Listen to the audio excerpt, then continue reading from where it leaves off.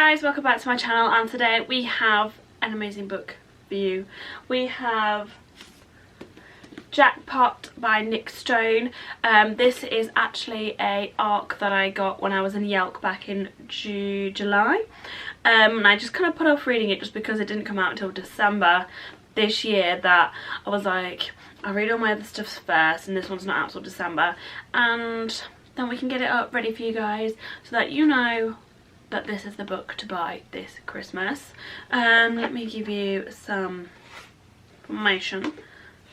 So the only thing that I really know about this is, unfortunately, as it stands, you won't be able to get it in time for Christmas. You can pre-order it so that it arrives on Boxing Day for you, 26th of December, and it doesn't have a price, but I'm looking like it's probably going to be the standard price of a paperback book, so £6, £7 or £8.99 depending on how they price it. That's normally kind of standard when you go into Waterstones or WH Smith, but today I'll be reviewing Jackpot. Okay, so I'll be honest, the first time I saw this book, I actually won it from the Simon & Schuster stand. They were doing kind of like a bingo, so if you got an even number then you got a free copy, and I was like, okay. And then I was reading the blurb and I was a bit like, sounds a bit like childish, a bit young, a bit just like not really my thing. So I was actually going to swap it with my cousin, and then she wanted a different book instead, so I just kept it, and I'm so glad I kept it because I haven't read a book that fast in so long.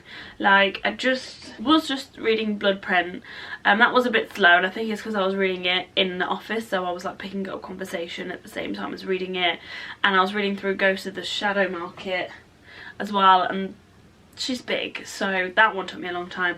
This took me about a week to get through, in and out of like editing and work, and it's just so good. Yeah, the story focuses on a girl called Rico who's just living her best life, you know, working a lot, going to school, having to support her family because they're like basically on the, it's called the breadline. Like they're not earning as much as they could. They kind of living paycheck to paycheck, and it just follows her story to find this winning lottery ticket, with her kind of roping in various people throughout the story.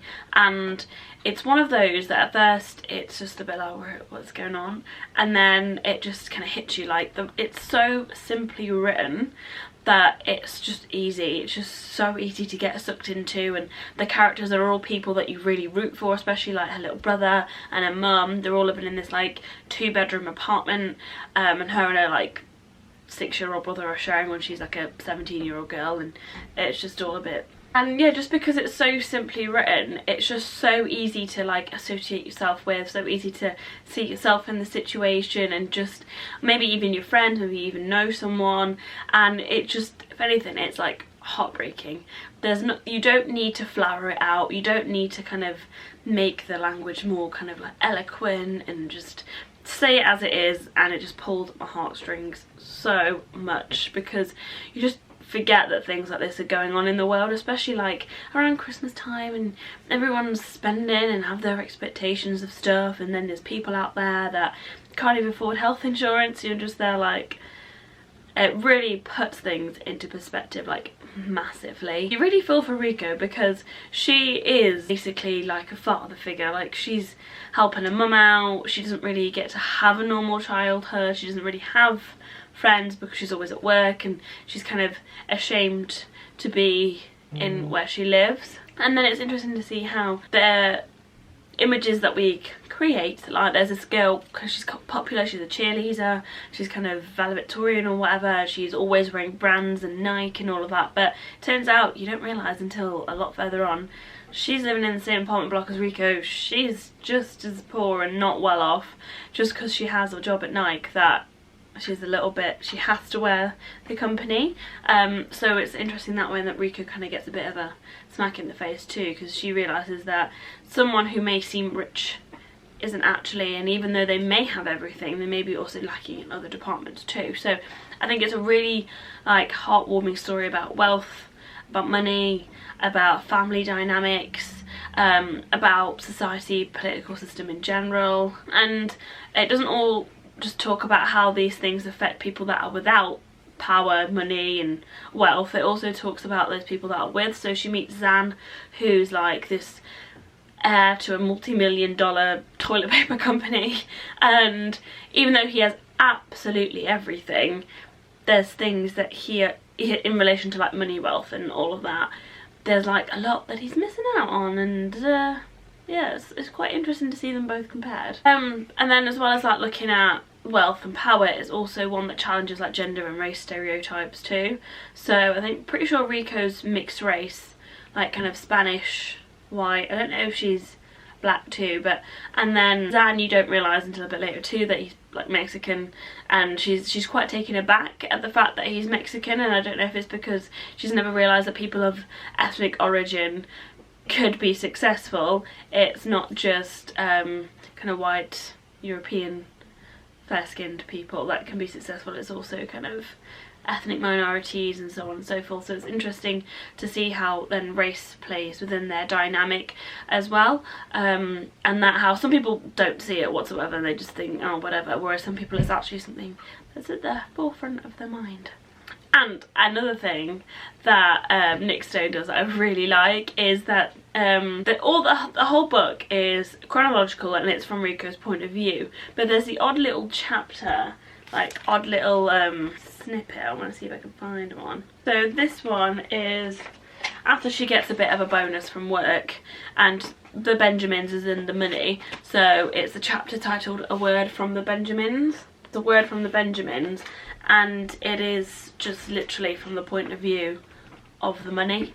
And there's another one that's from the point of view of the lottery ticket that she's trying to find. The inanimate objects around them kind of play a vital role to the story because they kind of give us some information about how the characters are, stuff that we wouldn't normally know. I just really liked them. I just thought it was really funny. I think there's one about from the point of view of his car, and it's, to be fair, it's kind of like saying that like these inanimate objects that we give so much time, money and care to, is like the same as if they were human, even though they're just things that we could throw away, but now we're giving them an actual voice because we've given them so much credibility as well. I don't know, I think I'm just talking about, but at the heart of this is a lovely, lovely romance. I am an absolute sucker for romance, and for the biggest cliches possible, all of that kind of getting whisked off your feet and get proposed to on Christmas Eve and all of that stuff. And at the heart of this is just a really cute,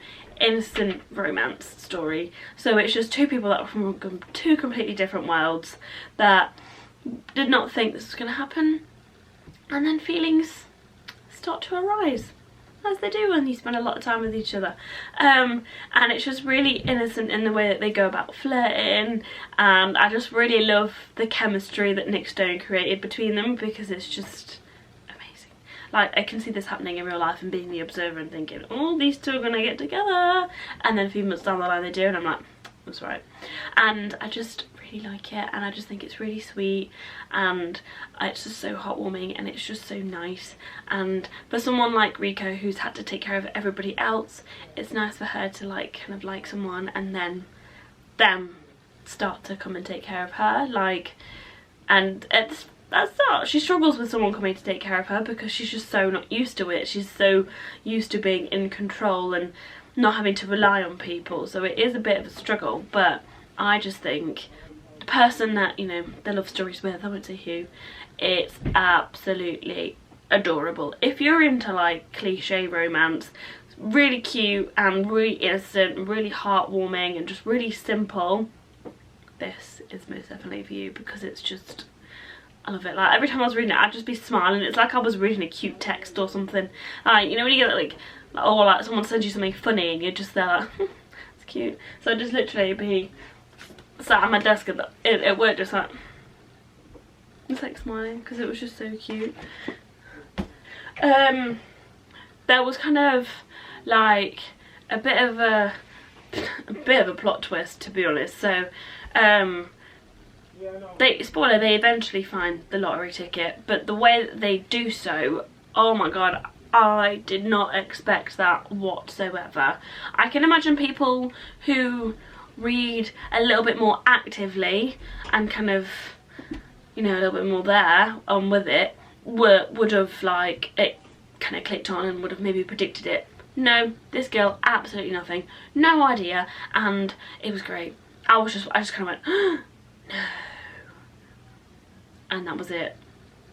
And it was just, I was not expecting it whatsoever, and I'm so glad I wasn't, because if I wasn't it would have ruined it, because that was like done. But yeah, so the way that they found it just came right at the end, and it was just like, you thought it was all over then.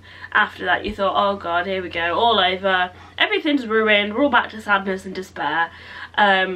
But I just leave that there. You have that waiting for you if you read this. Something else with her brother that's like just hits you in the face, and it just, your heart drops. Like, it's not even in a good way, like your heart just drops, and you just want everything to be alright for them because they've struggled so much. And it's just one of those that you just think, like, kind of, what if society wasn't like this? What if we didn't have to pay health insurance? What if kind of, not healthcare was free, but you know, the system worked a bit better? All of those things just pop into your mind, and that little bit, I really did not expect that in the story whatsoever, and it just kind of brought everything crashing back home and out of this wonderful fantasy world that Rika had kind of put herself into, and out of kind of, she like lets herself dream, so it kind of put her back to reality. So she'd stopped dreaming, and now she was right back into reality with all the mess that was going on in her life. And I have to say, the ending, I'm a bit indifferent about, to be honest. I really wanted it to kind of go completely different. I wanted it to be all like running off into the sunset, living happily ever after, and you know, going off to college and making a life, but it didn't quite happen. I mean, it was good and it was okay and it was relatively cute, like I could see it happening in a film, but then at the same time I was just a bit like, is that it? After all of this, after all that these characters have been through together, that is all you're going to give me? And I just felt a bit like, oh. After the two little bits that punched you right in the neck towards the end of that book, those two plot twists just get you, and then that's the ending I get. So the ending, I was just a bit like, oh come on, I wanted more, I wanted some more action, I wanted some more drama. But apart from that, yeah, it was good. I don't mind it, but I just wanted a little bit more, give me a little bit of something at the end of the book. So yeah, that was my review of Jackpot by Nic Stone.